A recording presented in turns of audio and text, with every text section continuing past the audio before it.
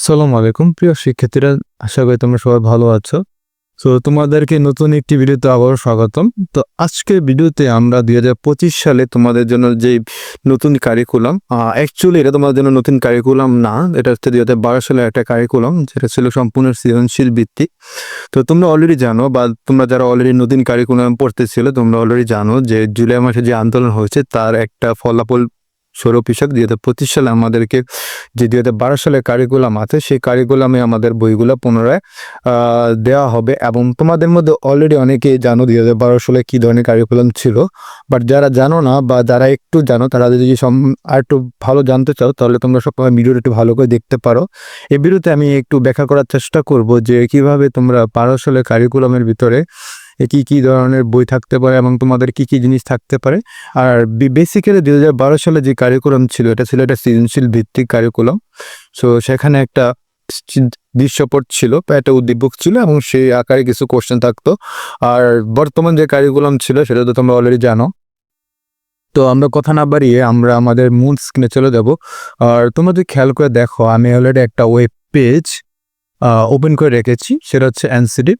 এই পেজের লিঙ্কটা আমি আমার ভিডিও ডিসক্রিপশনে দিয়ে রাখবো, যেন তোমরা ইচ্ছা করলে সেই ডিসক্রিপশন থেকেও সেটা আসতে পারো।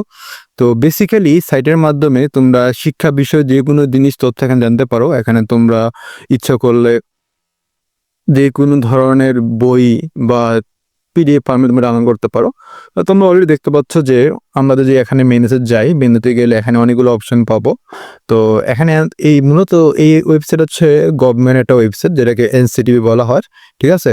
তো এটার নাম হচ্ছে, ডোমেন নাম হচ্ছে যে nctv.portal.gov.pd। তো এটা আমাদের সরকারি ওয়েবসাইট। তো এখানে আমাদের এনসিটিভি হচ্ছে আমরা যে কারিকুলামে পড়াশোনা করছি, বা মূলত এটা এডুকেশন ক্যাটাগরি একটা ওয়েবসাইট।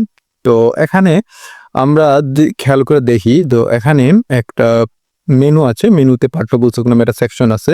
সো এগুলো তোমাদের এত না বোঝা চলবে, বাট তোমাদের সরাসরি এই পেজে চলে আসো তাহলে দেখো যে তোমাদের জন্য যে সামনে কারিকুলাম আসতেছে, এখানে তোমাদের পুরা যতগুলো বই ছিল বিগত বছরগুলো সেগুলো দেওয়া আছে।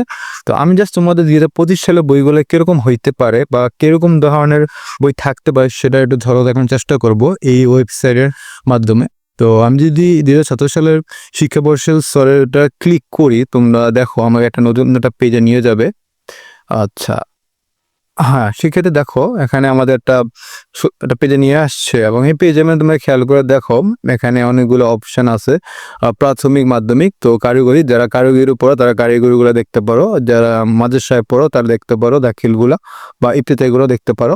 তো আমরা আজকে অষ্টমটা দেখবো এবং হচ্ছে যে নবম দশম দেখবো যে ওইখানে কি থাকতেছে, বা সপ্তম শ্রেণীগুলো দেখবো যে আগামী বছর 2025-এ কোন ধরনের বই থাকতে পারে।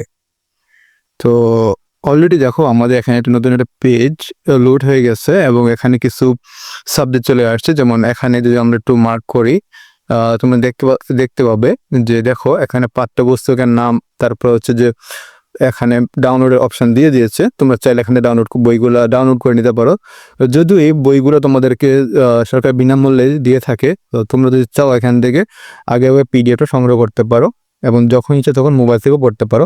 তো দেখো এখানে আমরা একটু বাংলাটা নিয়ে দেখি, বাংলা কিরকম বই রাখতে পারে। তো আমরা বাংলাটা দেখলাম।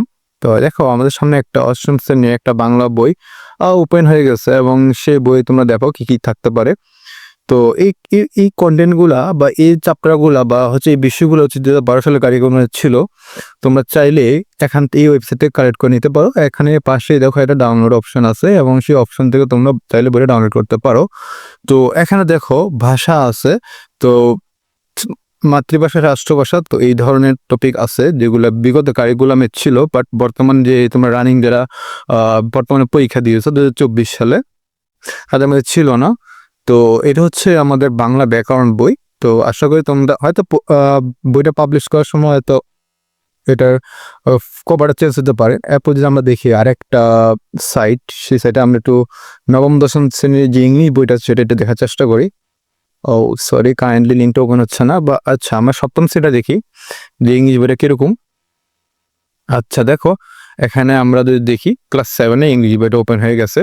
তো তোমরা এখানে দেখো যে তোমাদের আগামীতে 2025 সালে যারা হচ্ছে ক্লাস 7-এ পড়ো বা বর্তমানে যারা 6-এ ফাইনাল পরীক্ষা দিয়েছো তাদের এই বইটা থাকবে। এবং এই বই তোমরা যদি খেয়াল করে দেখো 1 থেকে 104 পর্যন্ত পৃষ্ঠা আছে এবং এখানে 9টা ইউনিট আছে, ঠিক আছে? ওকে, এবং 9টা টপিক আছে।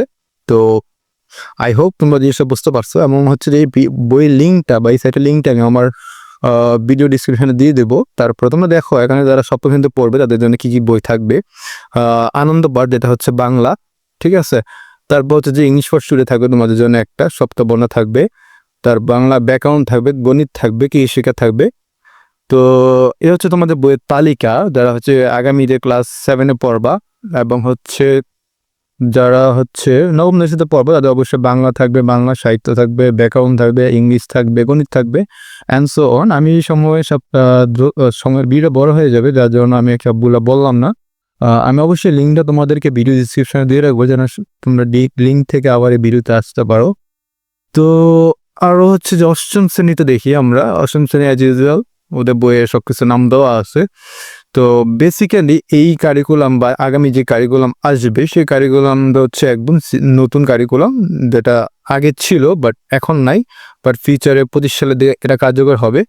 তো আশা করি তোমরা জিনিসগুলো বুঝতে পারছো। আর ভিডিওটা অবশ্যই লাইক করে দিয়ে রাখবা।